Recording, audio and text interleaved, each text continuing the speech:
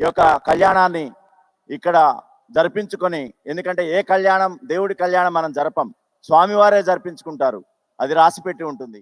So అటువంటి కళ్యాణాన్ని వీక్షణకి మనకింత భాగ్యం కలిగినందుకు దీనికి కారణమైనటువంటి అట్లాంటిక్ తెలుగు అసోసియేషన్ ఆటా వారికి గట్టి చప్పట్లతోటి మనం అభినందనలు తెలియజేద్దాం. వారి ప్రెసిడెంట్ బొమ్మినేని మధు మరియు శ్రీమతి బొమ్మినేని మధు మరియు వెంకటరెడ్డి దంపతులు గారికి, అదేవిధంగా కాబోయే ప్రెసిడెంట్ జయంత్ చెల్లా వారి కుటుంబం, వారి సభ్యులు, వారి దంపతులకి, అదేవిధంగా కన్వీనర్ పాషం కిరణ్ రెడ్డి దంపతులకు, అదేవిధంగా గౌతమ్ గోలీ గారి దంపతులకు, మరియు ఈ యొక్క అట్లాంటా నగరంలోనే అత్యంత ప్రముఖులైన వ్యక్తులు వేదిక పైన ఉన్నారు, కింద ఉన్నారు. అత్యంత ప్రముఖమైనటువంటి సర్జన్లు, డాక్టర్లు అందరూ కూడా శ్రీనివాసరెడ్డి గారితో మొదలుకొని అత్యంత అనుభవజ్ఞులు, ఇతరత్ర పరిశ్రమలకు సంబంధించినటువంటి వెంకట్ చుండి గారు లాంటి వారు, ఇంకా ఇతరత్ర ప్రముఖులు పేరు పేరున అందరికీ కూడా నా నమస్కారాలు మరియు శుభాకాంక్షలు తెలియజేస్తున్నాను. ఈరోజు అన్ని కార్యక్రమాల్లో కూడా ఆటా చేసినటువంటి ప్రతి కార్యక్రమం అత్యంత వైభవంగా జరిగినప్పటికీ మీకు నాకు వేదికపై ఉన్నటువంటి వాళ్ళందరికీ కూడా అత్యంత ప్రీతిపాత్రమైనటువంటి కనువిందైనటువంటి జనరంజకమైనటువంటి కార్యక్రమం భద్రాచల సీతారాముల వారి కళ్యాణం. మీరు అది అంగీకరిస్తే చప్పట్లు కొట్టి మీరు దానికి ఆమోదం తెలపవలసిగా కోరుచున్నాం. ముఖ్యంగా మనకి కళ్యాణం అంటేనే రాముల వారి కళ్యాణం.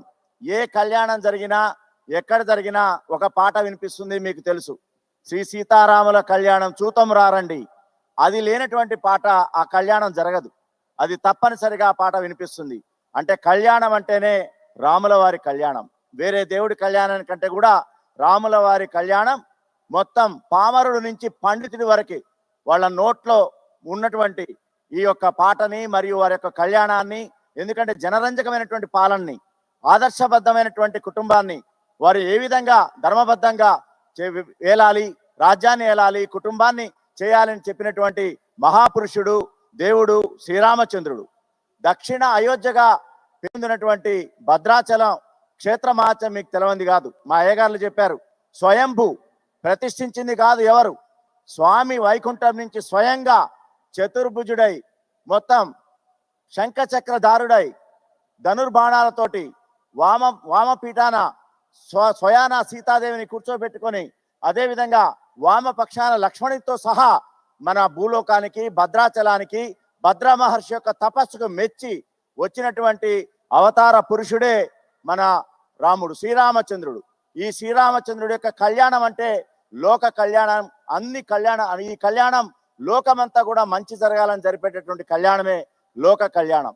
వీటి తలంబ్రాలకి కానీ లేకపోతే ఇక్కడ జరిగేటువంటి క్రతువుకి కానీ ప్రత్యేకత ఉంది. ఇది వేల దశాబ్దాల నుంచి జరుగుతున్నటువంటి కార్యక్రమం. ఒక రోజుతో కాదు, మనం వస్తుంటాం పోతుంటాం తరతరాలు, కానీ అజరామరమైనటువంటి చావు పుట్టుకలు లేనటువంటి కళ్యాణమే శ్రీ సీతారాముల వారి కళ్యాణం.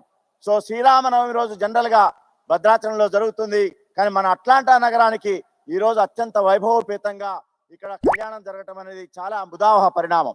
చాలా మందికి మనకి ఎన్ఆర్ఐలకు కానీ లేకపోతే వారి పిల్లలకు కానీ జనరేషన్స్ కానీ భద్రాచల రాముల గురించో లేకపోతే తెలంగాణలో ఉన్నటువంటి ప్రత్యేకమైనటువంటి విశిష్టత కలిగి క్షేత్ర మహత్యం కలిగినటువంటి దేవాలయాల గురించి తెలుసుకోవాల్సిన అవసరం ఉంది. మీరు ఇంతమంది ఇక్కడ ఆటా లాంటి టాటా లాంటి ఇతరత్ర కార్యక్రమాలు చేస్తున్నారంటే మన పిల్లలకి, మన తరతరాలకి భారతీయ సంస్కృతి సంప్రదాయాల్ని అందరికీ కూడా తెలవాలి. మన భారతదేశము తెలంగాణ తెలుగు మాట్లాడేవాళ్ళంటేనే సంస్కారానికి ప్రతీక.